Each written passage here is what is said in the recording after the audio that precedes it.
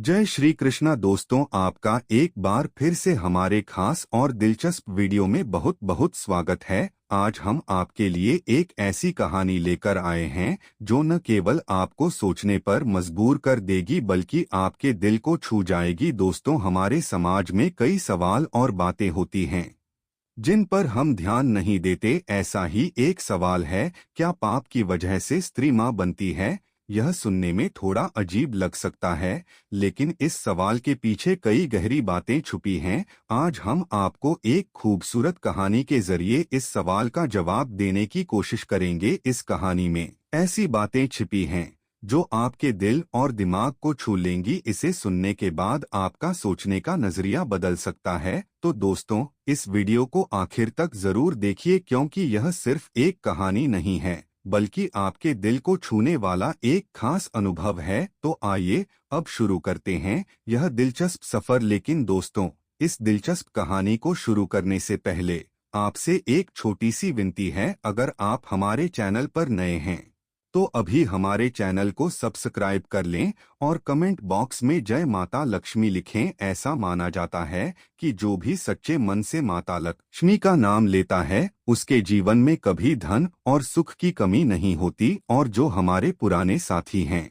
उनका तो हमें पूरा भरोसा है कि वे इस वीडियो को आखिरी तक देखेंगे, क्योंकि दोस्तों, आप सभी का प्यार और साथ ही हमें इस तरह की खास कहानियां लाने की ताकत देता है। दोस्तों, हमारी आज की कहानी बहुत खास है। इसमें हम आपको बताएंगे कि क्या पाप की वजह से स्त्री मां बनती है। यह सवाल सुनने में अजीब लग सकता है, लेकिन इसमें छिपा है एक ऐसा गहरा संदेश जिसे जानकर आपका नजरिया बदल जाएगा। इस कहानी में आपको ऐसे पल मिलेंगे जो आपके दिल को छू लेंगे। इसलिए आपसे गुजारिश है कि इसे ध्यान से सुनें और अंत तक हमारे साथ बने रहें, क्योंकि दोस्तों, ये सिर्फ एक कहानी नहीं है बल्कि आपके दिल को छूने वाला एक अनुभव है। तो चलिए दोस्तों, बिना देर किए इस खास सफर की शुरुआत करते हैं। लेकिन ध्यान रखें, यह कहानी आपको सिर्फ सुनने के लिए नहीं बल्कि इसे महसूस करने के लिए है। एक बार की बात है,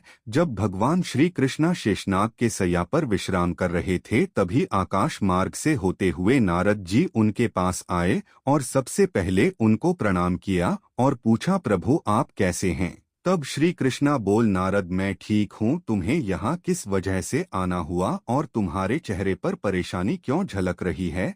तब नारद जी बोले, प्रभु मेरे मन में कुछ प्रश्नों ने जन्म लिया है। मैं आपके पास कुछ प्रश्नों का उत्तर जानने के लिए आया हूँ। तब श्री कृष्णा बोलते हैं, नारद पूछो, तुम्हें जो प्रश्न पूछने हैं मैं तुम्हें तुम्हारे प्रश्नों का उत्तर अवश्य दूंगा। प्रभु, मैं यह जानना चाहता हूँ कि किस पाप के कारण स्त्री मां बनती है। यह बात मुझे समझ नहीं आती है। नारद जी ने श्री कृष्ण से विनम्रता से कहा, प्रभु मेरे मन में एक सवाल है जो मुझे बहुत समय से परेशान कर रहा है। क्या सच में कोई स्त्री पाप के कारण मां बनती है? यह बात मुझे समझ नहीं आती।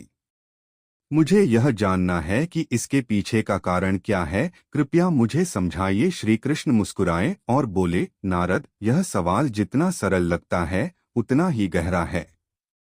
तुम्हारा यह सवाल बहुत से लोगों के मन में भी आता होगा, इसलिए मैं तुम्हें इसे विस्तार से समझाऊंगा ताकि तुम्हारी जिज्ञासा पूरी तरह शांत हो सके।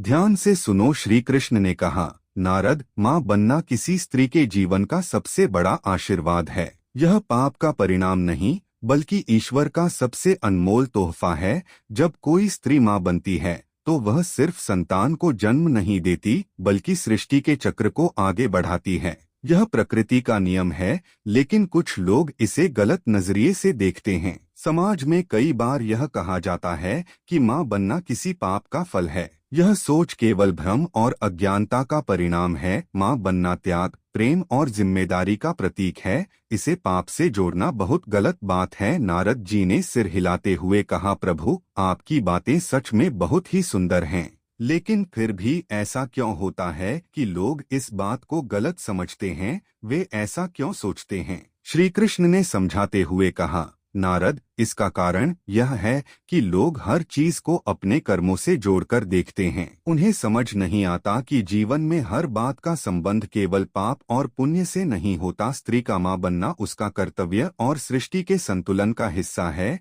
यह उसके प्रेम, शक्ति और त्याग का प्रतीक है। लेकिन समाज ने कई बार ऐसे गलत विचार बना लिए हैं जिनसे स्त्री को अपमानित महसूस होता है। हमें इन गलत धारणाओं को खत्म करना होगा और सच्चाई को समझना होगा। नारद जी ने पूछा, प्रभु, तो क्या हर स्त्री के लिए मां बनना जरूरी है? क्या अगर कोई स्त्री मां न बने तो यह उसकी कमी मानी जाएगी? श्री कृष्ण बोले, बिल्कुल नहीं नारद, मां बनना हर स्त्री के जीवन का अनिवार्य हिस्सा नहीं है। यह उसकी अपनी इच्छा और परिस्थितियों पर निर्भर करता है। अगर कोई स्त्री मां नहीं बनती तो इसका मतलब यह नहीं है कि वह अधूरी है या उसने कोई पाप किया है। ईश्वर ने हर व्यक्ति को एक खास मकसद से बनाया है। कुछ स्त्रियां अपनी जिंदगी समाज सेवा, शिक्षा या अन्य अच्छे कामों में लगाती हैं। उनका जीवन भी उतना ही महान है। मां बनना एक विकल्प है, न कि कोई बाध्यता। अब मैं तुम्हें एक कहानी सुनाता हूँ जिससे यह बात और अच्छे से समझ में आएगी। यह कहानी तुम्हें यह सिखाएगी कि मां बनना पाप का फल नहीं बल्कि एक बड़ी जिम्मेदारी और ईश्वर का आशीर्वाद है। एक समय की बात है जब जंगल में एक महान ऋषि अपनी कठोर तपस्या कर रहे थे। वह कई वर्षों से बिना किसी रुकावट के साधना में लीन थे। उनकी तपस्या इतनी गहरी थी कि आसपास के पेड़ पौधे और जीव जंतु भी शांत रहते थे ताकि उनकी साधना में कोई विघ्न न आए। लेकिन एक दिन तपस्या के बीच उन्हें अचानक प्यास लगी। उन्होंने सोचा कि आसपास कहीं पानी मिल जाए। प्यास से व्याकुल होकर वे अपने स्थान से उठे और पास के एक छोटे से गांव की ओर चल पड़े। गांव पहुंचने के बाद उन्होंने एक घर देखा। घर के दरवाजे पर एक स्त्री खड़ी थी। वह स्त्री साधारण लेकिन बेहद सुंदर और तेजस्वी लग रही थी। ऋषि ने विनम्रता से कहा, हे देवी, मैं एक तपस्वी हूँ और प्यासा हूँ, कृपया मुझे पानी पिलाएं। लेकिन वह स्त्री कठोर स्वभाव की थी। उसने ऋषि को घूरते हुए कहा, मैं तुम्हें पानी नहीं दूंगी, मेरे पास और भी काम है, जाओ कहीं और जाकर मांगो। ऋषि को यह उत्तर सुनकर बहुत आश्चर्य हुआ। उन्होंने फिर से निवेदन किया, हे देवी, मैं प्यास से व्याकुल हूँ।